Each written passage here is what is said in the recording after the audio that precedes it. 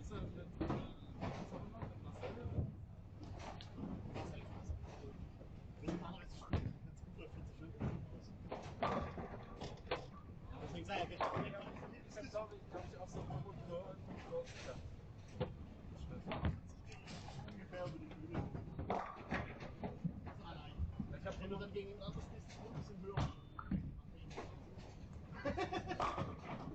Da kannst du ein bisschen auf den Doppel. Nee, das ist das, was ich nicht kann.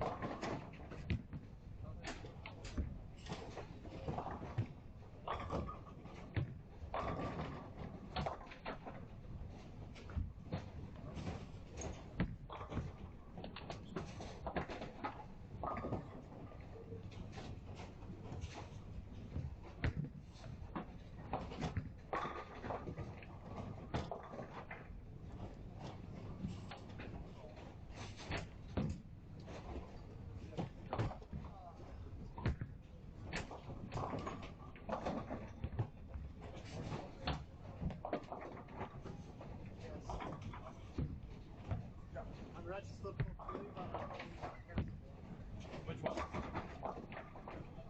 Friday at 9 in the morning. I'm probably gonna go tomorrow, 1 p.m. and then Saturday evening.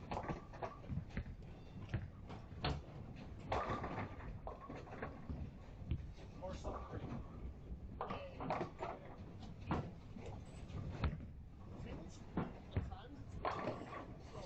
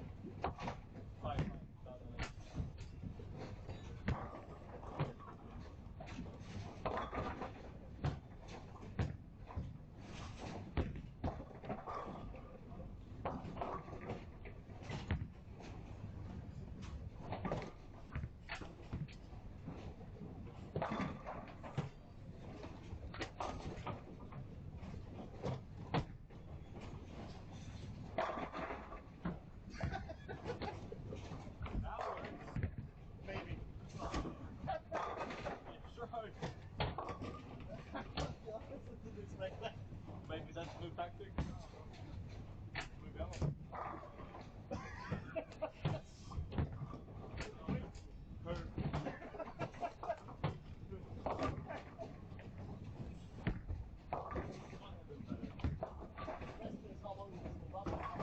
I think you should go and really go. Execute it. Tell the guy to make that Larsen. Everybody, do it. Get hooks.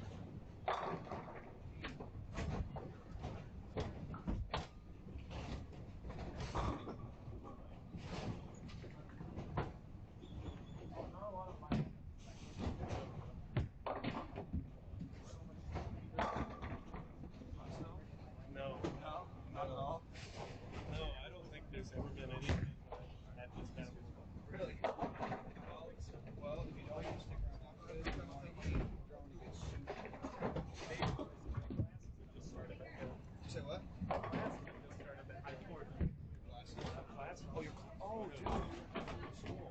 Oh my god. Oh, okay.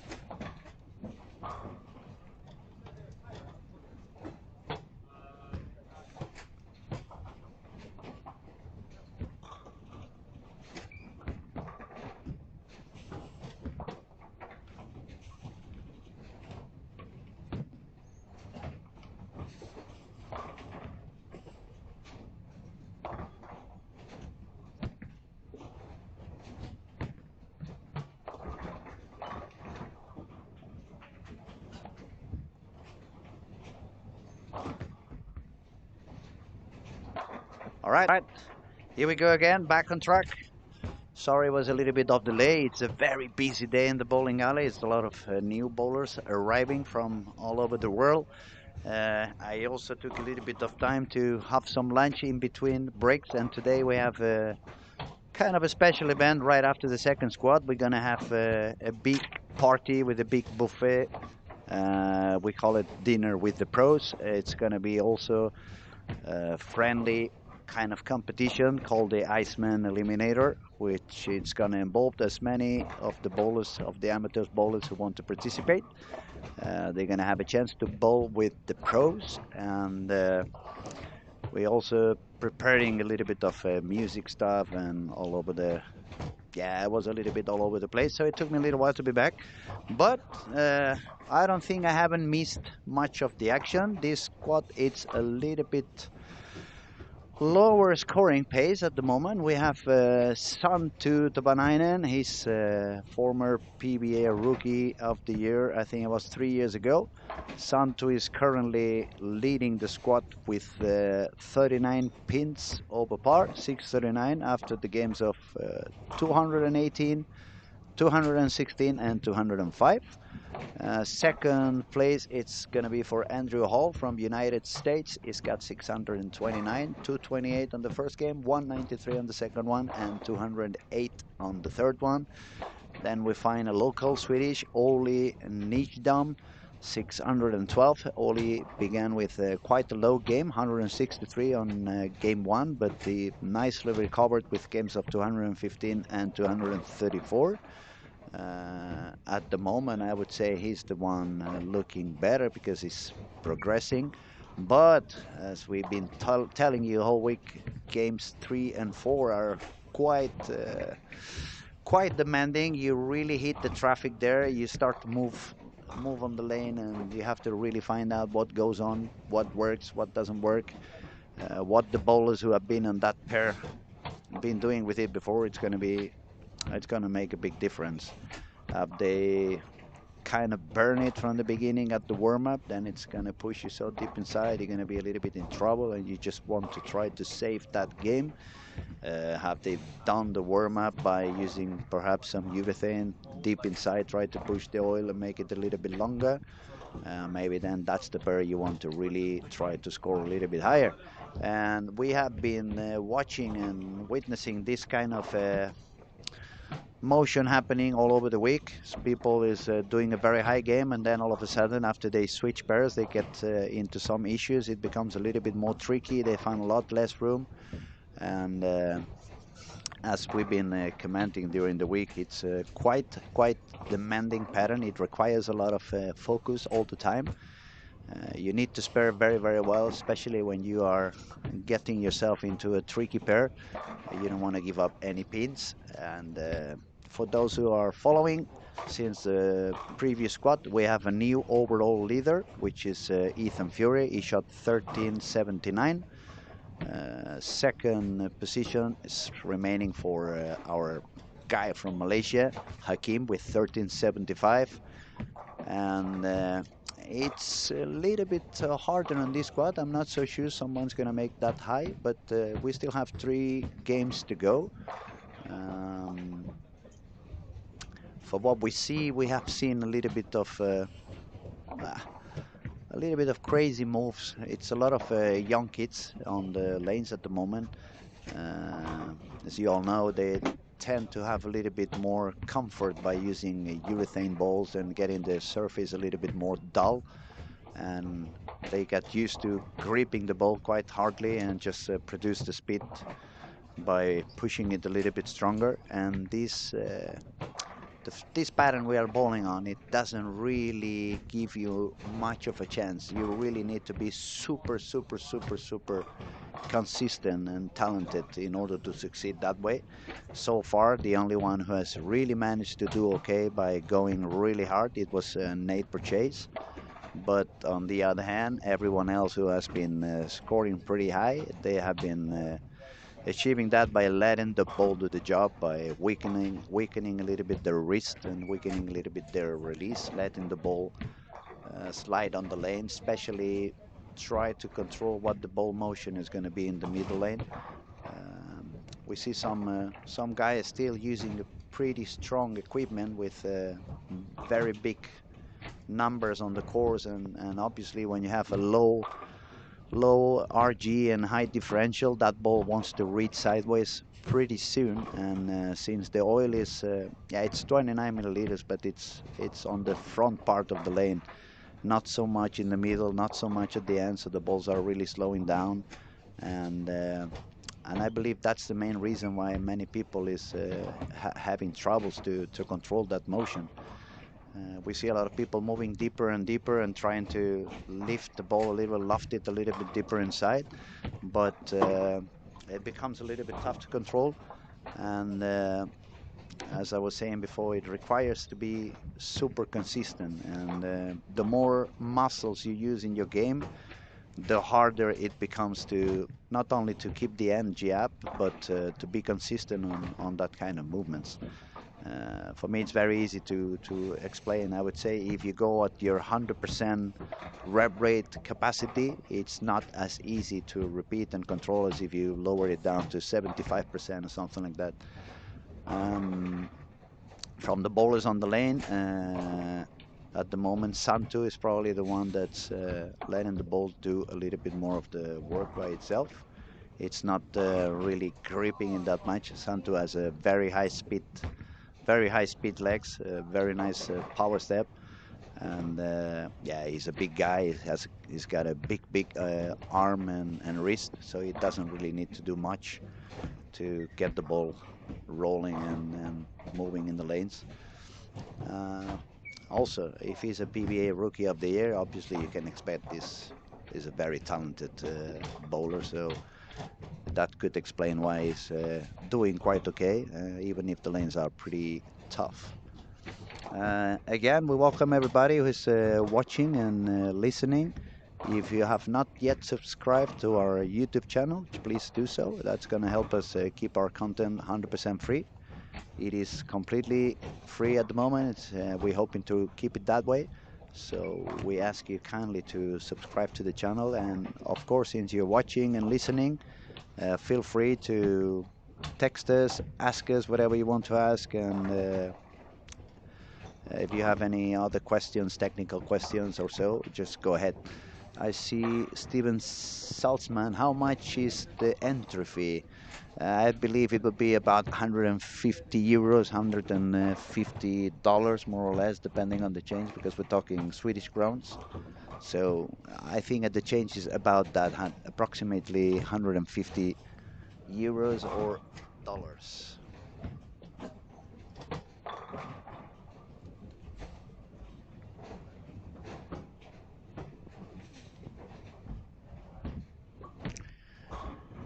Okay, let's see who's doing okay at the moment. Game number 4. We have a few strikes on lane 18 by Niklas Fritz. Santu just made the triple on that same pair, 17 and 18. Andrew Hall doing okay on lane 19 and 20 with a triple and 2 spares. Andrew is sitting at the second position on this squad with 29 over. So between Andrew and Santu, everything is pretty tight at the moment. Then let's see if I can find Oli, which is the Swedish guy who's on 3rd position.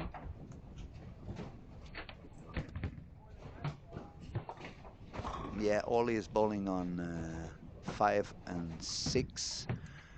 And yeah, he's got 3 open frames, no strikes, all the way to frame number 7.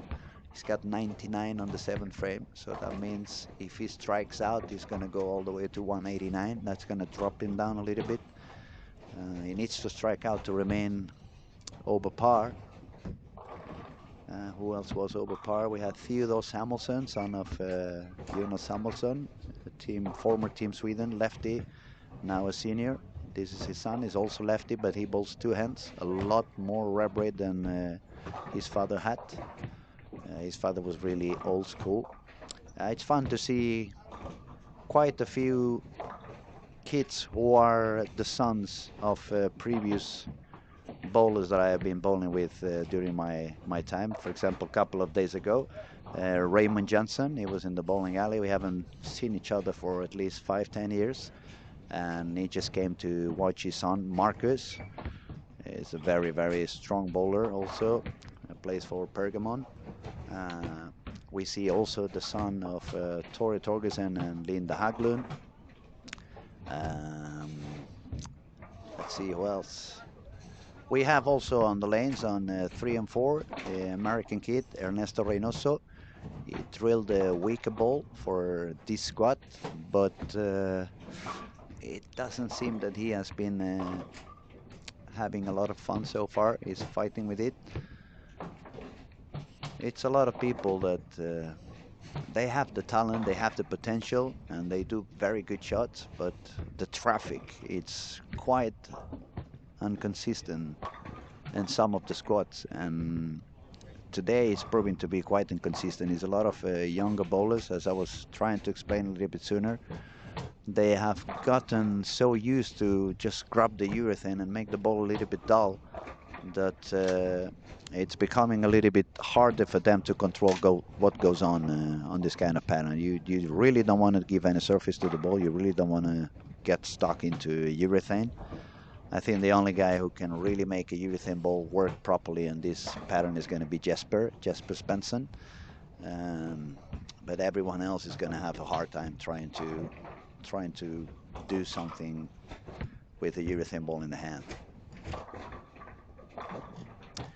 Also, the PBA rule, it forces you to use a 78 hardness urethane. So obviously, if they want to use urethane, none of them can go to the purple hammer. None of them can go to pitch black. So it has to be the black hammer. It has to be IQ 78. I believe motif it's called Tank Rampash. But now I'm talking on memory because I don't really bowl for motif, so I'm not 100% sure. And yeah, I see a lot of people struggling on this squad. We have a couple of bowlers who are in the middle of the fourth game, and they hardly have 400 on the total score points. We have Mark Mates on 13 and 14. He's suffering a lot.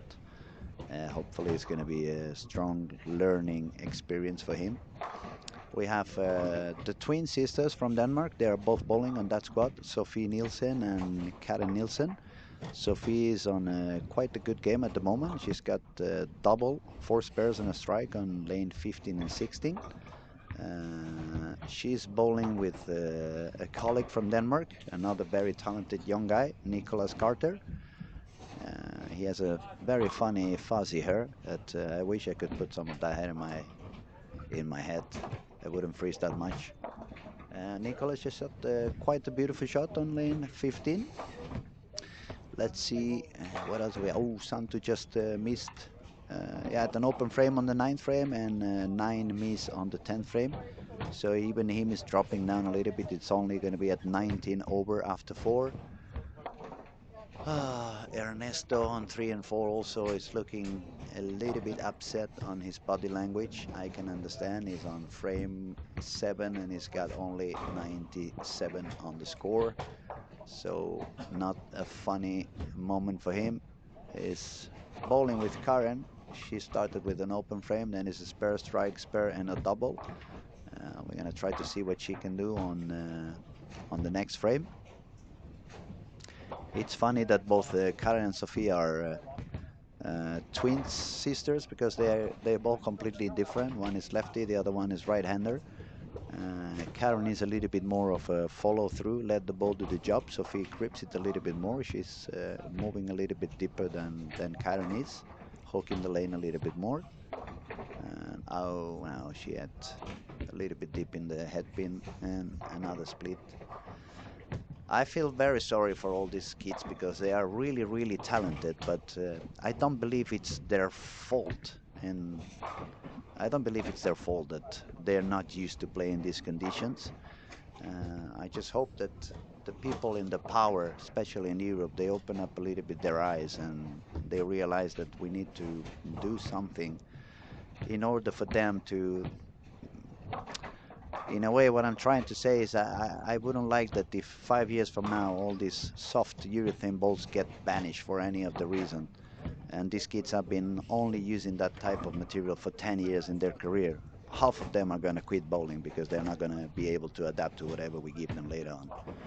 So if you are one of their parents or one of their coaches back in your hometown, when you get those kids back, help them visualize, help them understand they need to get better on the overall understanding of the game, help them to understand it's a lot more than just technique and throwing one ball. You need to understand about hand position. You need to be able to control your speed, increase the speed, decrease the speed, add some spin to the ball, learn to go even more behind at some points and roll it a little bit forward. Not everything is about the power. Not everything is about high speed. And yeah, if you really love those kids and you want them to succeed for many, many more years, and all these kids at least have another 25 years of bowling ahead of them, help them visualize that, help them understand that, and you will be doing a great favor, not only for them, but for bowling in general. Okay, let's see who's doing good. On lane 1 and 2, Noel Torgersen is looking pretty strong in this game. He's got a double, three spares, and triple heading into the ninth frame. Where was he at the moment? And Noel, I don't see him on the top 20, so he had to be more than 45 below the par. And we see more of what we were seeing on the previous squads, but this time is a little bit more exaggerated. For example, I'm gonna read some of the scorings game by game by the bowlers, and you will see what I mean. 163, 215, 234, 185, 185, 220, 230, 170, 170, 220, 180, 170, 170, 160, 230. 180, 160 to 20, 180, 180, 180, 160 to 100, 190, 160 to 30, 160. So it's not any consistency. You don't see anybody doing pretty much the same score game after game. Nobody's really managing to survive, and it's hard on fresh, but depending on how they approach that fresh, it becomes even harder and harder as the day goes on and the games go forward. So this squad, I'm adventurous to say, but I think nobody's going to make the cut on this squad. It doesn't look like anybody's going to shoot 1300. I may be wrong, and I hope I'm wrong, and hopefully we get surprised now on the fifth and the sixth game, which happen to be the turbo games. And hopefully someone finds a way to do like a very high game.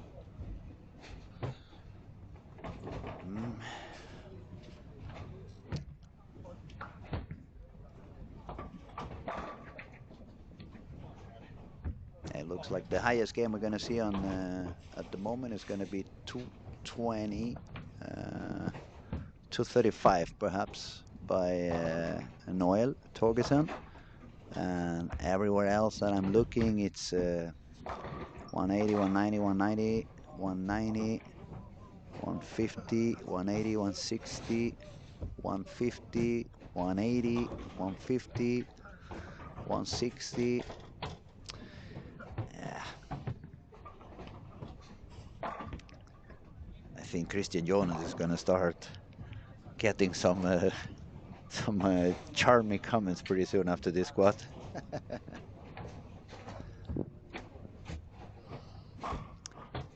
But on the other hand, I believe it's good that these things happen, because that should help them realize, okay, I'm very, very good at what I know what to do, but I'm not that good on this kind of a different approach into the game. So it's going to be a good waking up call for many of them, and they're going to have to realize how to function differently than they have been doing at the moment. Hold on a second. I see we have some commentaries. Just need to.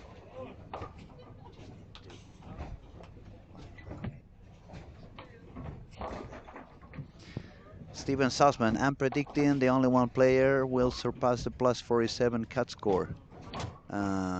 Yeah, it looks like that, but even if they shot 50 over, I don't think it's going to be anywhere near to make it into the final.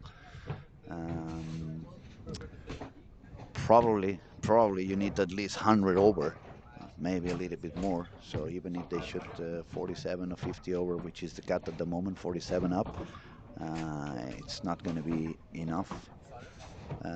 By the way, Steven, since you are predicting that only one ball is going to be plus 47, who do you think that's going to be?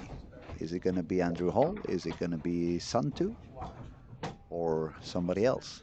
Let me know.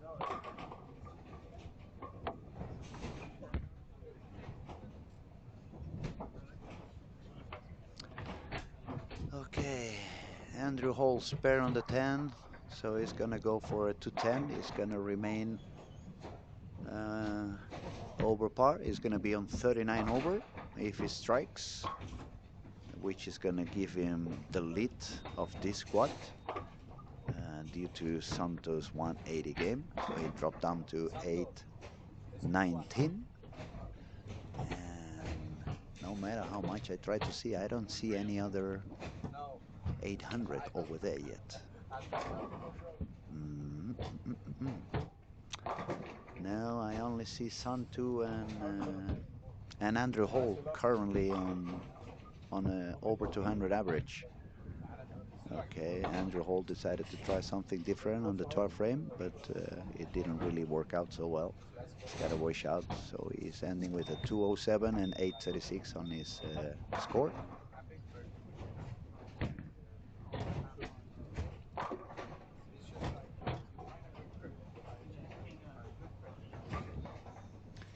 Okay, you think Chase is going to be the one shooting at least 47 over? Um, Let me find him because some of the scores are moving again, and I need to find where he's going to move and bowl and find out what's his score at the moment. All in Edam went down to 776. Sun 2 is now bowling on lane 1 and 2. He started with a strike.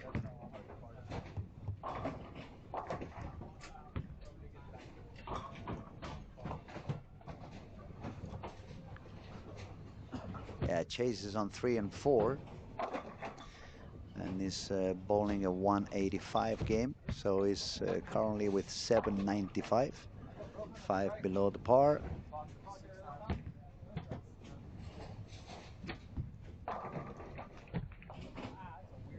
This squad is becoming pretty tough. I still believe it has to do probably with the presence of so many younger bowlers. They're not that used to this kind of pattern anymore, and it's pretty demanding. They get a little bit exhausted. If you are now watching, if you go to lane 15 and 16, you will see one of the things that's happening quite a few times. I think this is the 4th time already I see somebody just taking the 6 and the 9 pin. So that means you miss a little bit out, the ball skids way longer, and you get yourself into trouble.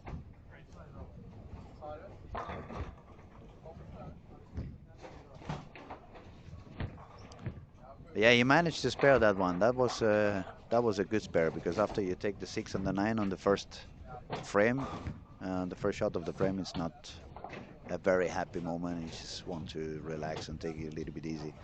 Let me see if I can refresh the total scores.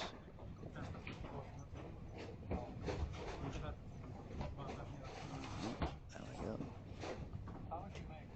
Yeah, we need one more minute. There was some bowler that was just making the tenth frame, completing the 10th frame. So I need a couple of minutes before I can refresh and find out the scores for everybody.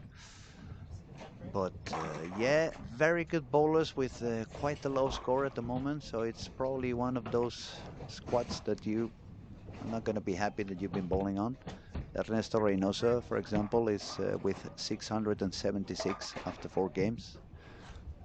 I'm sure it's not what he was expecting to see on his score, especially after he drilled a new ball to try to overcome what he's finding on the lanes. He had a very good reaction on fresh, but he was having a little bit of issues after the first couple of games. And unfortunately for him, today he's not only not working on the middle games, but he didn't start as high as he usually does. He's just shot 201 on the first game, and then he's got 159, 177.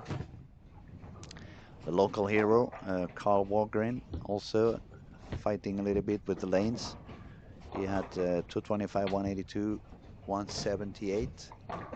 We'll try to find out how he's doing after those 3 games. Let me try to refresh one more time.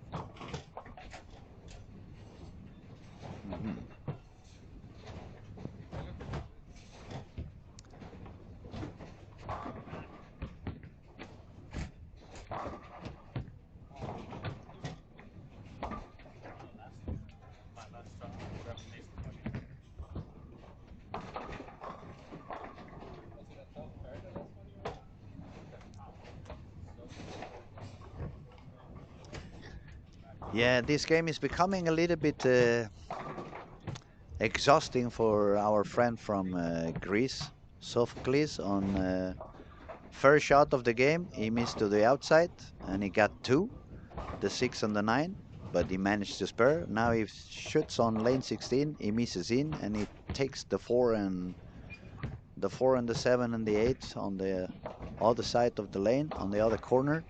So that's a 2 spare and a 5 spare. He's probably very happy that he has managed to save both spares. But it has to be exhausting. I mean, I see this happening to a lot of bowlers at the moment when them energy starts to run on a little bit lower, and the brain doesn't want to carry on with that kind of suffering feeling that the game is becoming very hard and it's a little bit disappointing, and then you kind of want to give up, but these lanes are not allowing you to give up. As soon as you lower a little bit down your focus, you get yourself into trouble very, very quickly.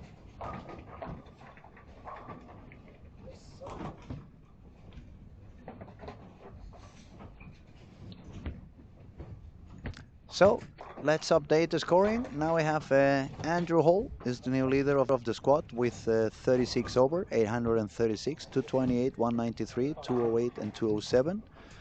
Santtu Tavainen from Finland is on the second position, 819, 218, 216, 205, 180. I don't like what I see because it's dropping down on every game a little bit.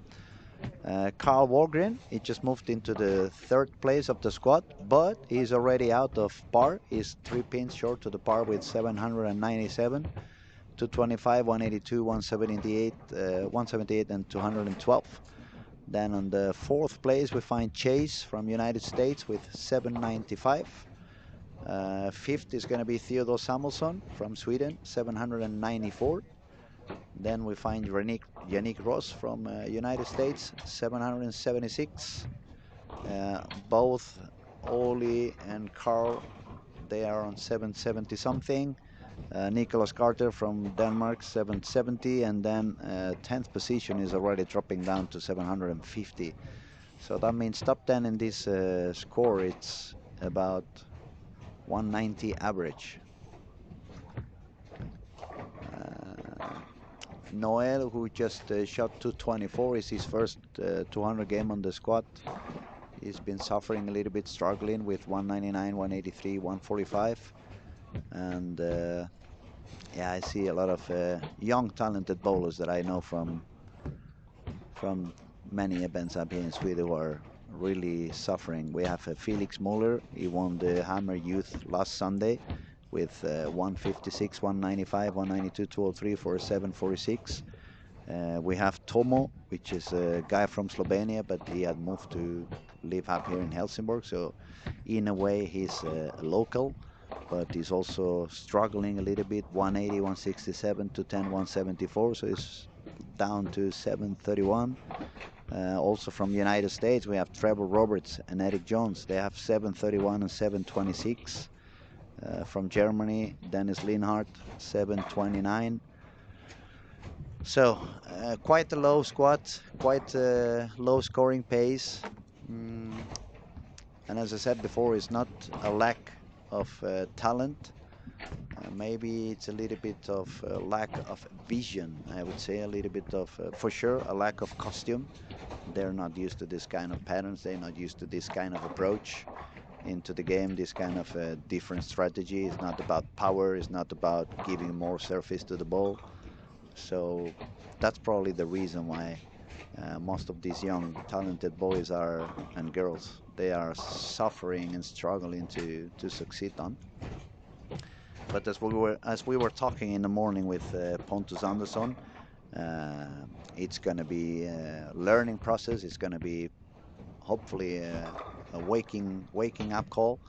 Open up your eyes and see what are the things happen in bowling, what are the tools you may need to learn to control and to achieve or to add into your set of tools. What other ways to bowl the lanes you need or you're missing on your game. So far, being the way it is, unless Andrew Hall makes at least 480 on these two, no one's going to make it into the final from this squad.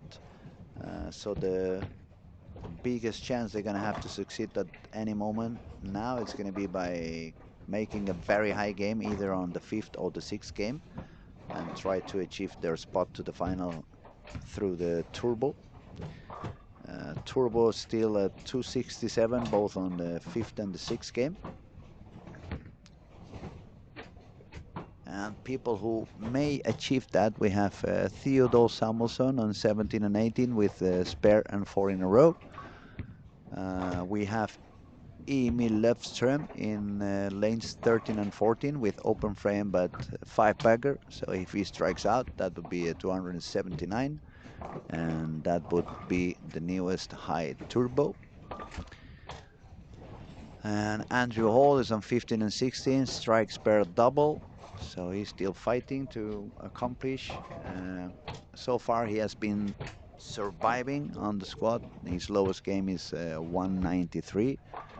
So if he finds a couple of high games, it still could make it work. Unfortunately for Theodore in lane 17, he just got the split. So even if he spares, it's going to be, since the count is a 7, even by striking out, he would should just 267. So it's not going to make it into the turbo. Emil Löfström in 13 and 14 is made the 6th one. So he is still alive for the turbo chance. If he strikes out, it's 279.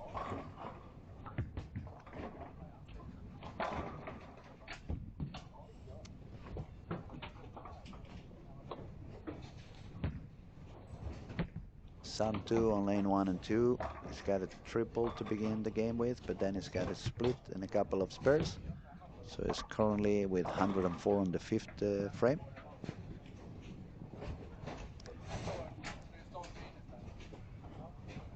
And we don't really see any big games anywhere else in the alley at the moment.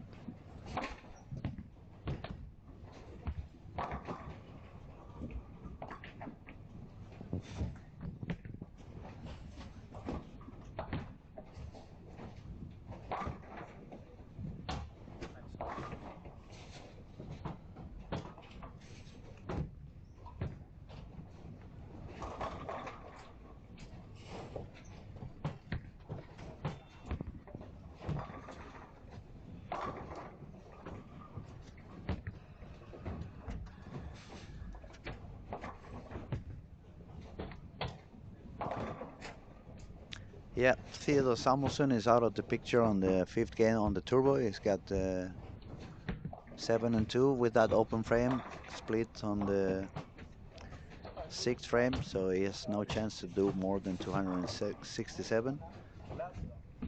Andrew Hall is doing quite good on 15 and 16 strikes per triple, and but not only the score, but he looks quite steady, quite consistent on what he's doing, so it could work for him. Let's see.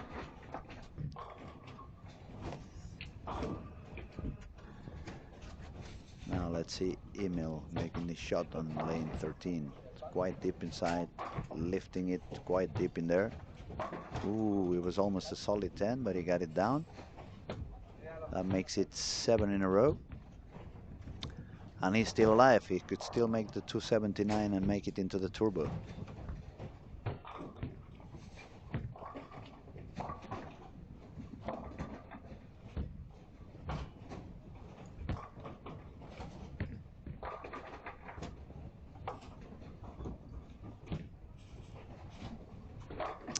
Steven says, I think Eric Jones will figure it out. Big fan of the kid. What do you think, Eric Jones?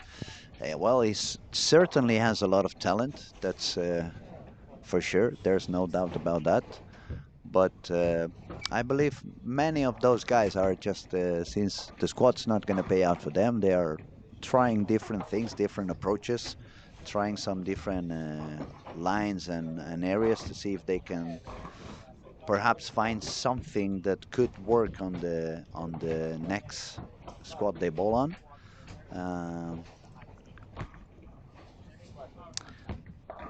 It's hard to say. It's hard to say because it's not only about how good you can do it and how smart you approach on the next squad that you bowl on, but unfortunately, it's a little bit of depending on who you follow as well. It's going to become a little bit easier or a little bit harder.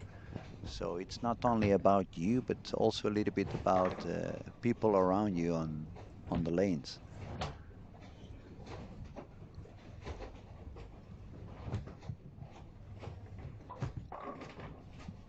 Let me see if I can find him. I don't know where Eric is bowling now. I don't find him. Yeah, now I found him. It's on lane 5 and 6. Spare strike, spare 7-1 double and split.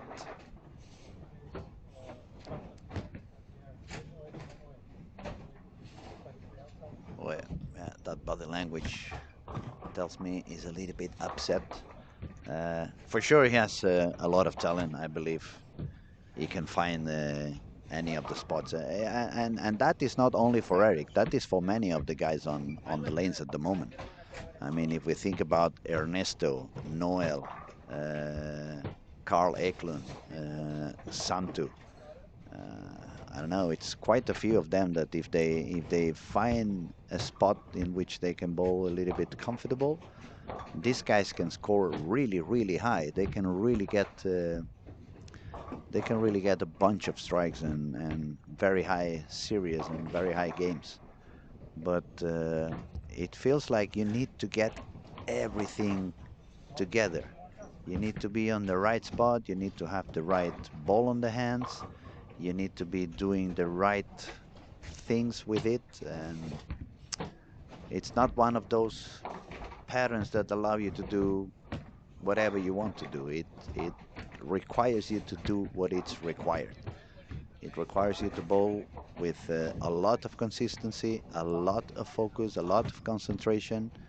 Uh, I'm getting almost tired to repeat that I don't understand why people is using such strong cover stock and strong core balls, because then the ball is reading way too early and it's forcing them to overdo so much that then it's almost impossible to repeat. And I'll say it again, except Nate Purchase, and he was amazing to witness yesterday by making very strong shots and with a lot of high speed and kind of even lifting it a little bit, lofting the ball a little bit. But everyone else that I have seen succeed on this pattern at the moment, they have been letting the ball do the job instead, and they have been bowling with a little bit of a weaker release, weaker wrist, to try to especially control the middle lane and make sure that the ball goes long enough Um, and for sure, they have been bowling with a lot tighter angles. No one is really trying to go all around the alley, all around the lane because it's not gonna work. Now you're gonna let me talk again about Emil Löfström in lanes 13 and 14. He got a split on the frame 1, 8-1, but now he's got 9 in a row. He needs one more strike to go for the 270s, which would actually put him on the first position on the turbo on game 5. At the moment, he's 267 for Kyle Trupp. So this is a crucial shot for Emil. Oh, not what he wanted. Even a 9 spare would have been enough, but he had 7. He left the 3-6-10. So that's going to drop the game down to 266 if he spare. He's going to be 1 pin short to the turbo. But that was a very, very good game. Very good effort. While we see everyone else kind of suffering and crushing, the fact that he managed to do a 260 something, it says a lot. Again, as I said before, it's a bunch of very talented kids out there in the lanes at the moment. It's just the pattern is very, very demanding, and they have not been used to bowl in this kind of conditions for quite some time. Maybe they find this twice a year, and these kids are bowling at least 50 times a year, 50 weekends a year, and yeah, probably bowl twice, 3 more times during the week, practicing in leagues and stuff like that. So if you bowl 150 times a year and 145 or 146 are in easy patterns with a lot of room, where the only thing you do is give surface to the ball and hit it as hard as you can, when you have to do something completely different, it becomes really, really difficult. Now let's focus on lane 15 and 16. We have Andrew Hall, which is the current leader with 836. Is throwing down on lane 16. Is on the front of the ball return. He manages to get a pretty high flush strike. So strike 9 spare, 6 in a row. That's gonna help him go higher and higher and higher. If he manages to strike out, it's going to be a 280. That's going to be not only good for the turbo, but it would put him with a score of 116 over and give him a chance to do afterwards on the 6th game another maybe 220 to 30 and secure a spot on the final. Let's see what goes on. Couple of frames to go for him.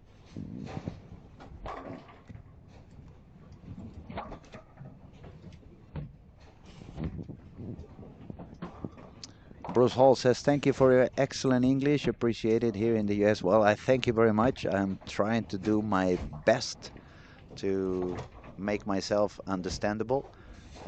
Please apologies and excuse me if I do any mistake. Obviously, English is not my own language. I'm from Barcelona, so I use either Spanish or Catalan as my daily basis language.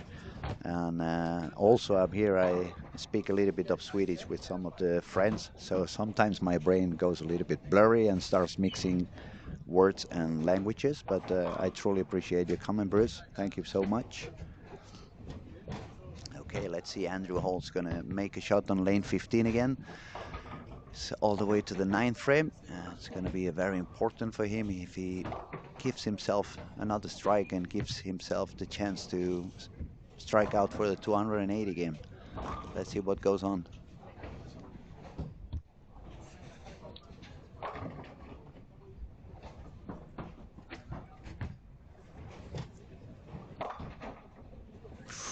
Oy, yeah, he missed a little bit in.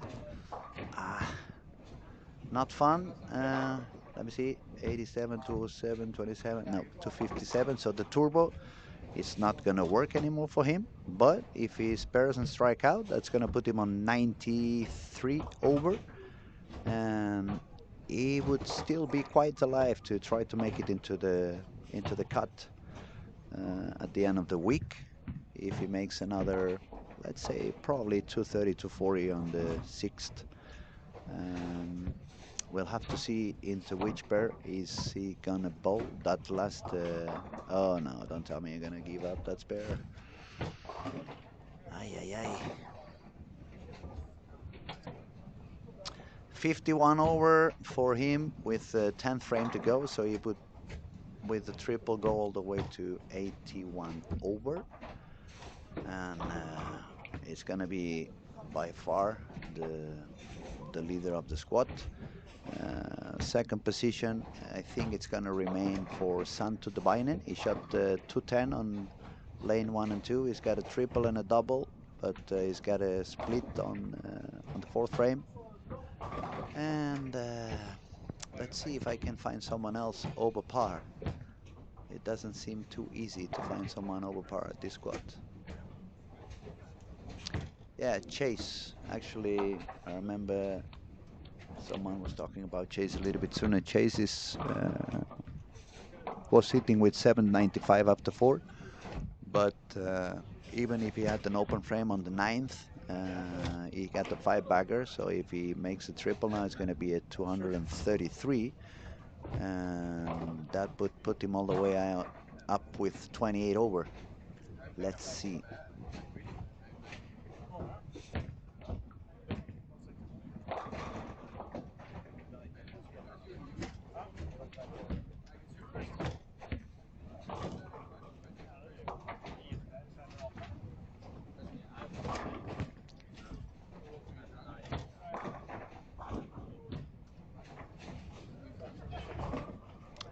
So for those who are watching now, I would say if you really pay attention to what most of the bowlers are doing now, you see a lot of balance losing at the very last step, and that is because they are trying to produce the speed on the ball again. They are using their muscles and their arm to try to make the ball go faster. And yeah, some of them they achieve to make it go faster, but they don't achieve to make the ball go longer. And that's why it's not paying out, and that's why the scores are getting lower and lower. And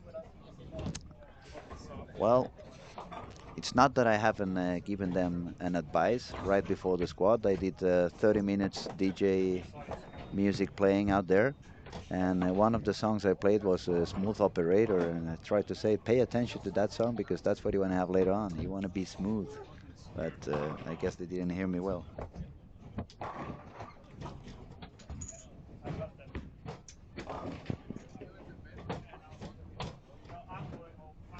Okay, Andrew Hall left the 7-pin on the 10th frame, so if he spares, it's going to be 235 for 71 over.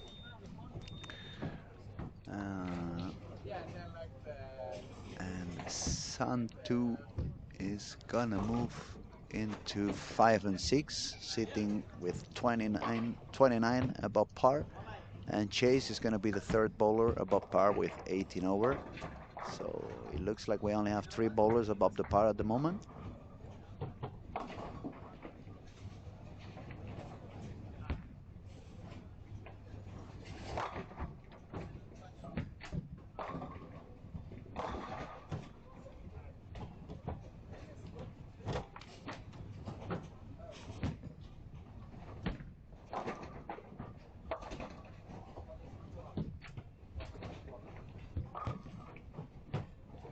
Yeah, another nice frame for Andrew Hall.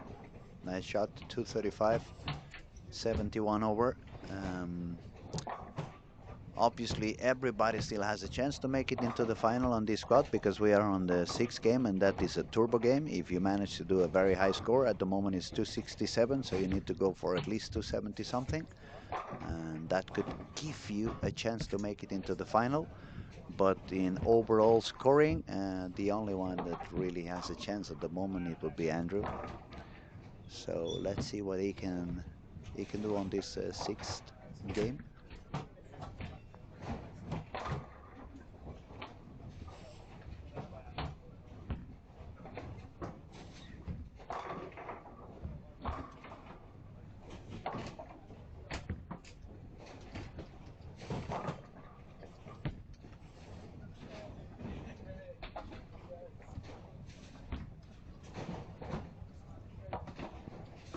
It's a little bit more quiet these hours in the YouTube channel. I hope that you haven't left me alone because you don't see as many strikes as we've seen in some of the other squads. Stay there, grab a cup of coffee. We still have one game to go.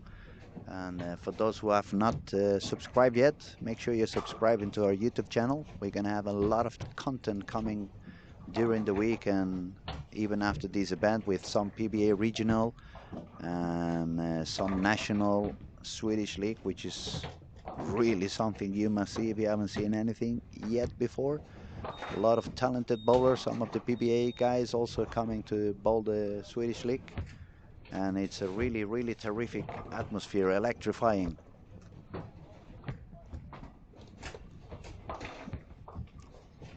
Did you see the future? Did you see any future after touching my crystal ball? See what? We have the man of the hour giving a name to the tournament. Welcome, buddy. Martin Larsen. It's a pleasure to have you here, buddy. Tack så mycket kompis. Thank you very much. Good, good. I guess, guys, you've been golfing during the day with the other PBA guys and having some fun. I saw Barbara was also golfing a little bit. I hope she had a lot of fun. Unbelievable. We were out at a nice place called the Leading Air Resort, which is just outside Helsingborg. I have to say it was probably the worst weather we ever had in the golf outing at Stormark Larsen Masters. Was it? But it was still great. Wow. Was it windy or? No, not very windy. It's Not a little so sunny. cloudy and little bit of there was a couple of raindrops coming down. Okay. And so it was absolutely nice and great to golf in, but it's still the worst weather we had because it's been unbelievable the other years. Shall I ask who did okay, or should I skip that one? No, you could. Actually, I was unlucky again. I don't know how I can be called lucky. I was unlucky because we were 48 players that entered the event, and in golf you try to divide everything with 4, so 48 is perfect. And I was number 49, so I thought maybe I'm just going to be the alternative. I mean, 48 guys, somebody's going to oversleep or not show up. No, 48 showed up. Oh my. Yeah, so So you've been driving the boogie around. Actually, I tried to get some steps in instead. So I was walking around, giving high fives, giving I did hassle them a little bit and laugh at them a little bit. And, That's good. Yeah, I just had a good time. So you think the guys are ready for the big show and big event we're going to have a little bit later on? I've been explaining a little bit about the big buffet we're going to have upstairs and the show we're going to have with the Iceman Eliminator. People's going to have the chance to bowl with the pros, and they're going to have the chance to win some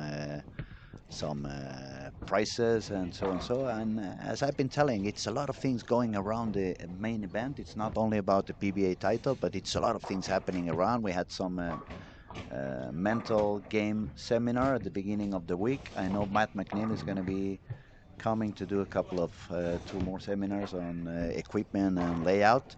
Then Christian Jonas is going to do a very interesting seminar that I'm really looking forward in which he's going to talk a little bit about lane profiles and stuff like that. Yeah. I think it's super interesting. Yeah. And I also heard you're going to have a very cute international DJ coming later on tonight. Oh yeah. Just kidding. Get some commercial in there, Haas. No, it's you're right. It's a lot of things happening around the event, and this is a big bowling event, and it's very serious for a lot of guys. It's serious for some bowlers coming here to try it the first time. It's serious because there's a bunch of guys actually making a living out of it, and we still try to kind of break that seriousness a little bit with having some fun. Like today is a little bit different. Like a bunch of guys go out golf, but tonight it's also all about connections and having a good time, talk with people that you maybe don't see anywhere else. Absolutely. Relax. I think it's wonderful that for so many of the amateurs bowlers that they only get the chance to see those big stars on the YouTube or on the pay TV, through the satellite connections. The fact that they can not only see them bowl live, but they can get the time to get to know them, maybe get an autograph, take a picture with them, talk to them for a little while, and really discover how open they are and how humble and how easy it's to talk to them. I think it makes the week more than worth it, and I keep telling everybody I know, you guys have to come up here because this is a lot more than a bowling event. It's like a friendship reunion, and it's a big family of bowlers. And the only big difference is that a few of them are making their life on the sport, and the chance to get to know them better, the chance to have fun with them and get to know them, get a picture, get an autograph. I think is also inspiring. It's motivating for the especially for the younger kids. Today we had to talk a little bit sooner with Pontus Andersson. He was Hmm. joining me on the first quad streaming. Nice. He explained he has come with 13 kids from the bowling school in Nässjö. Yeah. He has been explaining a little bit of the history of the Swedish bowling school. He told us how many world champs you guys have Yeah. came out Yeah. after being in that school. Patrick being one of them. Yeah, exactly. Actually, Patrick's father, I think he was the one who started the bowling school in I think Nässjö, so too. Yeah, Christer. yeah, he was one of them for sure. Yeah. And my first coaches were coming from that school as well. Patrick Bowman, Thomas Leandersson.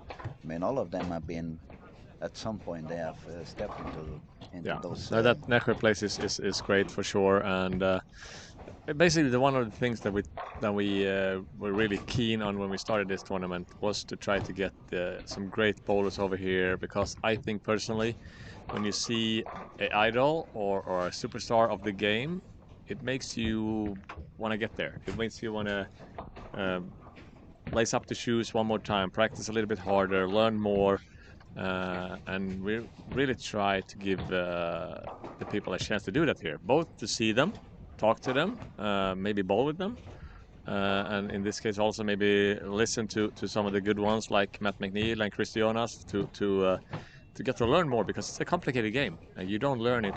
You don't become a pro in on 15 minutes No, or a no, day. no, It takes no. a long time. It takes a very long time. It takes a lot of discipline. It takes a lot of will.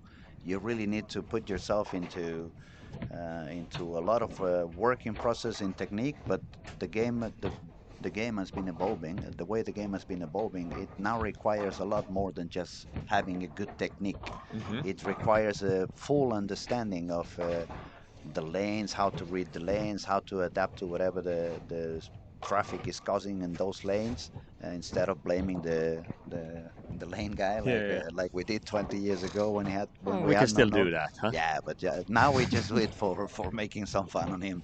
But understanding the bowling balls today, understanding for me one of the things that it's crucial nowadays. I don't know if you agree with me. It's understanding how the pin fall. If Hmm. you don't really understand how the pins are falling, you're never going to be sure, am I on the right angle? Am I having the right ball? You can have a perfect technique and be on the right spot on the lane in which you find some margin of error. But if you have the wrong ball in the hand, it's not going to carry as many strikes as you need. Yeah, And I actually I was talking to Thomas, the guy who actually helped us a lot at Scandic Oceanhamnen, which a lot of the bowlers are staying. We got a great rate and a good collaboration with them, and mhm, he was with us golfing, and he was out here now watching the game, and he doesn't really understand it. understand. And I said it's basically like if you take a 9 iron and try to hit it 200 meters, you basically nobody could do it. No. And if you take the wrong ball and try to win a bowling tournament, it's basically the same thing. Like it's almost impossible to bowl as good as it takes to win a tournament with the wrong ball, with the wrong ball reaction. Yes. Yes. I don't say there's only one right ball. That's not the case. No, no. But No, you no. need to be lined up and have some kind of close to the ideal ball to win a tournament like this. I remember when I was a kid, we used to think about the bowling balls, which one hooks most and which one hooks less.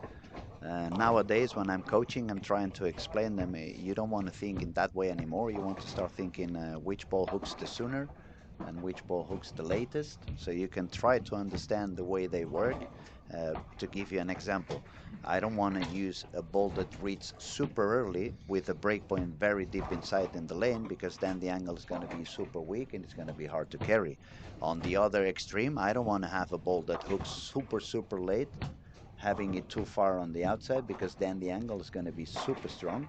And when I hit the pocket, it may strike, but as soon as I'm a little bit outside of the pocket, I'm gonna leave the six pin. I'm gonna leave some splits and stuff like that.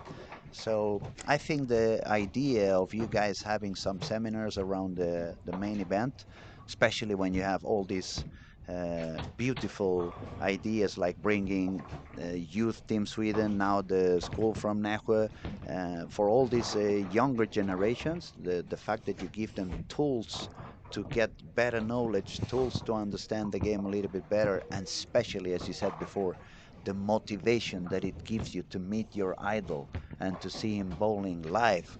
I remember when I was 14, 15 years old, and Thomas Leanderson, he teach me how to bowl. Not only I was trying to do what he had learned me, but I was trying to mimic his shot. I remember I managed to do the first two steps the Yeah. same way he did and stuff Yeah. like that. So all that extra motivation, it's crucial for you to not to get tired of what you're doing, and in order to stay motivated to grow as a bowler and learn to be better and better and learn more stuff and become more successful.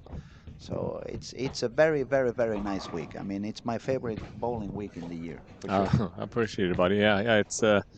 It's my hardest working week of the year. I'll I tell you believe so. that.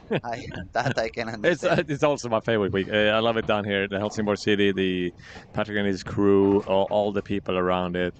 I know my name is on the tournament, but there is so many guys, including you, Louis, Oh, thank you, including buddy. Christianas, including Daniel, Jonathan, all the crew in the bowling center. I don't think there's too many out there that understand how many hours we actually put down to get it here and to try to keep as many as we can happy. Of course, the scoring pace this week is going to be a little rough for a lot of people. And the one thing behind that is I really want to have different type of ball motion from year to year. From one year to another. Yeah, Exactly. I don't want like Jesper had a great year last year. Actually, 2 years ago he was bowling well as well, and he might do it again. Who knows? But I don't want the thing that everybody knows. Okay, I'm going to go to Helsingborg and I know I'm going to throw that ball at that arrow and it's just going to be fine. So we want to try to mix it up. And this year it's a little deeper inside and it's a little tougher, flatter. Reminds me of some of the first tournaments I had on tour when I got over there, and it was basically a slap in the face. Like, if you think you're good, and then you got out on this, if you don't throw it good, it will hurt. It will sting. It's funny you say that, because I've been mentioning the previous games just before you arrived. I was talking about since it's so many of the young kids from the Nässjö bowling school and a few more other super talented bowlers like Carl Eklund himself and Tomo, for example, he's from Slovenia and he moved into Helsingborg. He's bowling now in Helsingborg. But I think it's going to be a kind of a wake-up call, a kind of open up your eyes to see that bowling is a lot more than we have been experiencing in the last 2 or 3 years. It's been a little bit of a current where many of the young kids they pretty much got used to use a lot of surface on the ball and just throw it a little bit harder, and because they score so high and they do so much strikes, all of them felt like that's the way bowling is played. That's the Yeah. way things are happening, and that's mostly the only thing they see on the lanes lately. So the fact that they can find themselves in these kind of troubles where it requires them to think, to analyze, to adapt themselves, to see that what they usually do, it's not working anymore.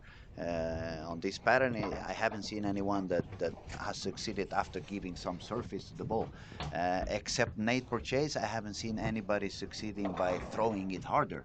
On the contrary, we have seen, for example, Ethan Fury and the squad in the morning, and later after the squad when I interviewed, I'd make sure to ask him because I wanted to make sure I was right in what I was seeing on the screen, and he admitted that. He said, yesterday I was trying to loft the ball a little bit, today I did the opposite. I tried to let the ball cross the lane. I tried to be a lot smoother in my wrist. The same thing worked for Ryan the day before, Ryan Barnes, the son of Chris, Yep. and so all these kids or this new generation that get used to the urethane motion and grabbing the ball so hardly, the fact that they discovered that bowling can be also about letting the ball go, becoming consistent, and not give the 100% of the power, but focus a little bit more on aiming, sparing, Yeah. lane reading, choosing the right ball.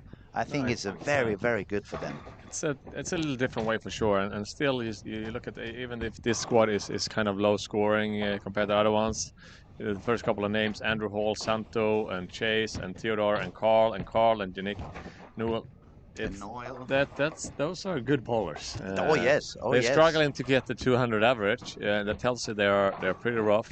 They're not unplayable. I've seen some guys throw it pretty hard. You can do that, and I've seen some guys throw pretty slow. But overall, you need to bowl good. You need to repeat, and you need to make some good decisions, and you need to shoot your spares.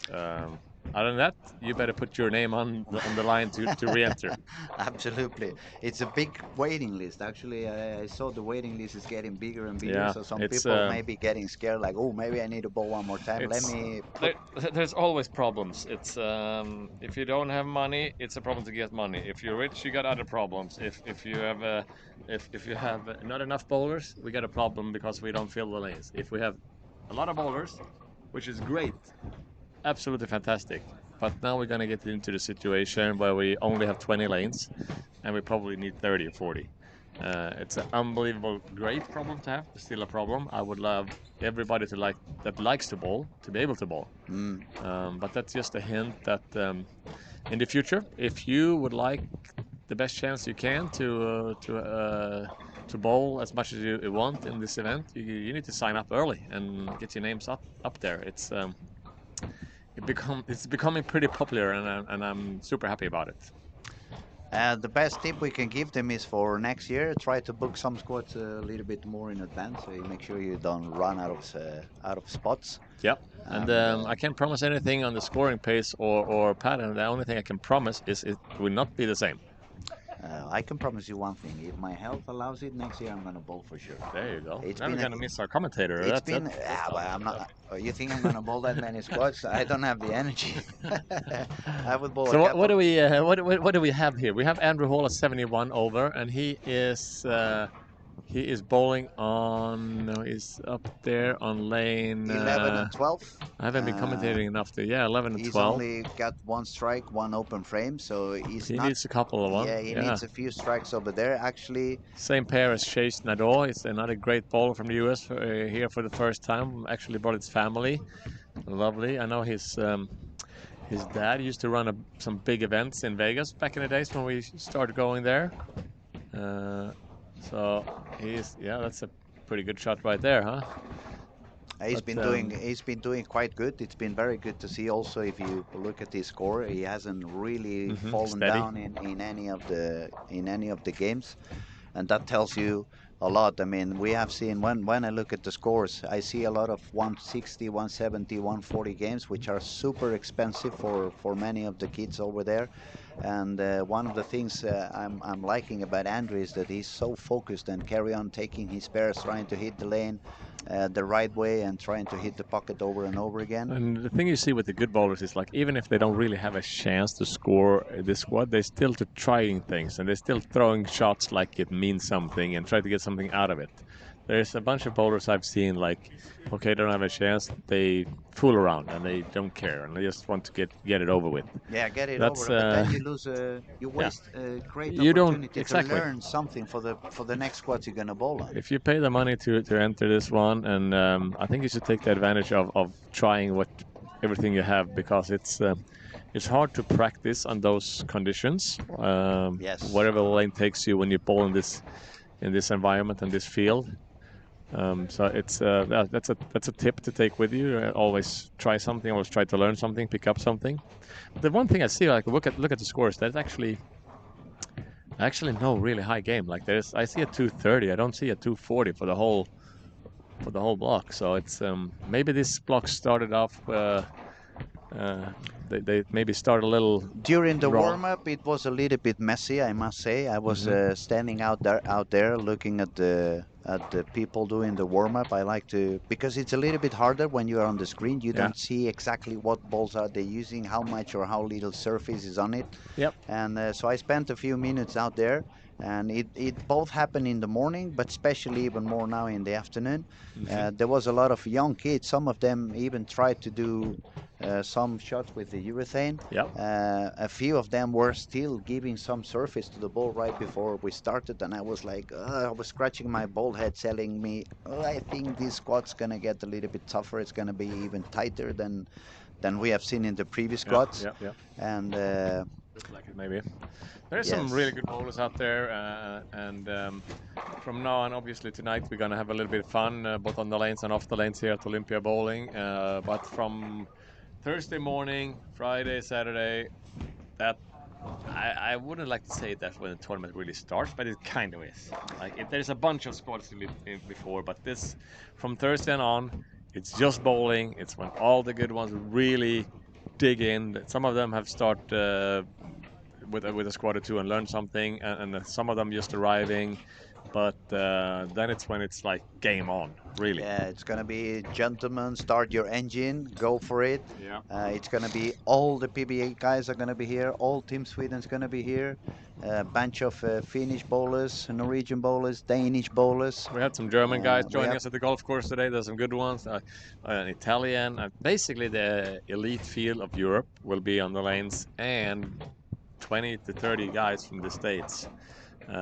So I wouldn't feel too secure with any score. Well, the top 10 guys so far, I think they're good. Uh, but that's the whole thing with the early birds, to give the Swedish bowlers and the Danish bowlers that are close a little extra chance to get there, a little cheaper, and some extra spots to bowl for. But there could be a lot of changes in the scoreboard those next couple of days for sure. So finally, we are almost reaching the end of the squad. We're gonna leave you guys pretty soon. Unfortunately, no one's gonna make it into the turbo. I remind you, it was a 267 game on the previous score, fifth game. Emil Löfström, it was so close to get a 270 game. He just left the 3610 on the 11th frame. If he had one more strike, he was already in the 270s, and he would have stepped in front of Kyle, Okay. who has 267 now on the turbo on game 5. It's also 267 on game 6 on turbo, but I don't see anybody reaching those numbers.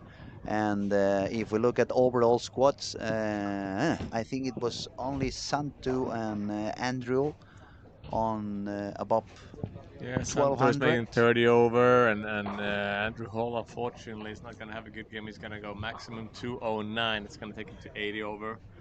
Um, that Uh, won't get him there. So, yeah, this looks to be a squad where you didn't really want to be on the lanes. It's really tough to say those things also. Like some squads turn out to be better, some is worse. Hard to find that common key why that No, happened. definitely. I mean, that's the reality of bowling today. When we were kids and we bowled these hard urethane balls or even rubber balls in wooden lanes, we would move maybe 3 boards after 6 games. Mm-hmm. Nowadays, with this equipment that is so strong, you move sometimes 6 boards during the warm-up. So things happen, and that's the way it is. Um, I think we're gonna say goodbye onto our audience, and we're gonna Yeah, go out there. It's a lot of stuff coming right after. absolutely. Maybe Uh, time for me to go take a shower and fresh up a little bit for you, tonight. you go take a shower and go out. I'm gonna go out and take an interview on Andrew because he's gonna be the leader of the squad. Let's get some information on what he felt, what he could do better, what he could do worse if he bowled before. See what he felt different happening. Oh, that That was was a rough. a rough, solid 7. Yes. Yeah. And everyone else who's been watching, thank you so much for your support. Thank you to all of those who have been subscribing to our channel. If you haven't done yet, please do so. It's still Yeah, for it free. helps And us, helps bowling.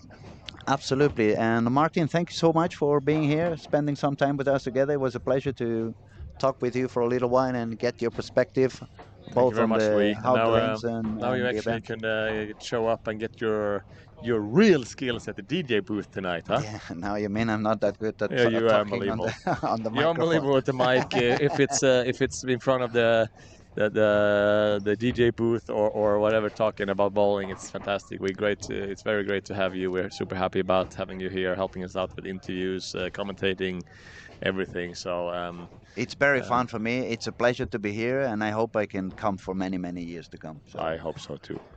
Everybody back home, have a good night, and we'll see you again. We'll be back tomorrow. Tomorrow we start 9 o'clock. First squat in the morning. Now Is it you 9? asking 10? me tough questions.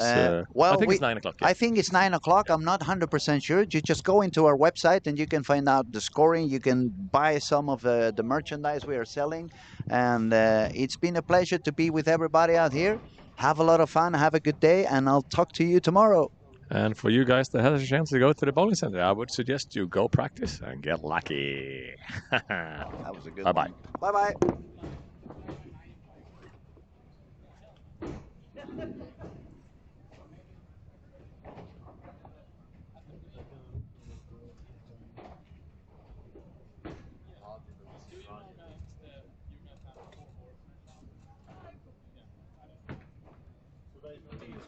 Jo, to bychom mě, to máme objevit. Tak je to taková legrace.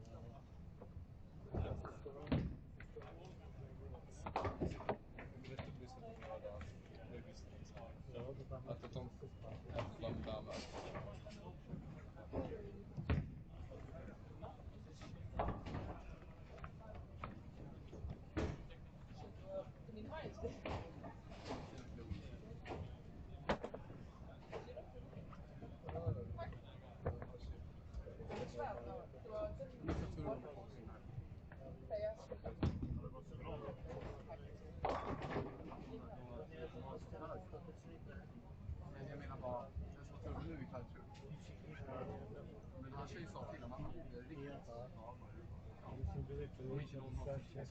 Jakože podle mě, jak se začne trénovat, tak se Já si myslím, že trénoval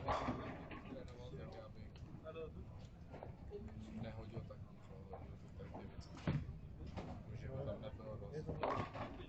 Jako, že by tam byl rozdíl, ale nebyl. určitě bychom jako neočekávali jsme od toho něco,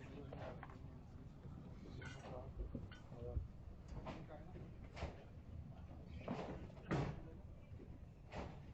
kterýma znám to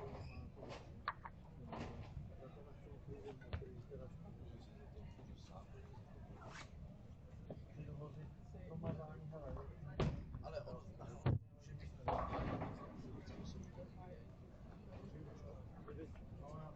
že víš, vím, hrál normálně do 8, tak to dohadl. Ty jsi neměl těžký, ty jsi měl strašně malý. Když se podíváš na ten, tak ty tam nemáš červený flag žádný. ale na ty 3 prostřední ceny.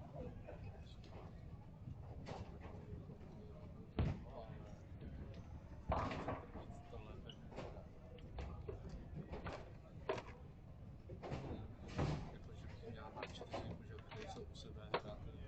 Já netvrdím, že to ale třeba když ti to tak zatáčelo furt doleva, tak jsi měl dohazovat tou červenou koulou rubínem, prostě která méně zahýbá. Jo, prostě když věděl, že to máš na pravé straně,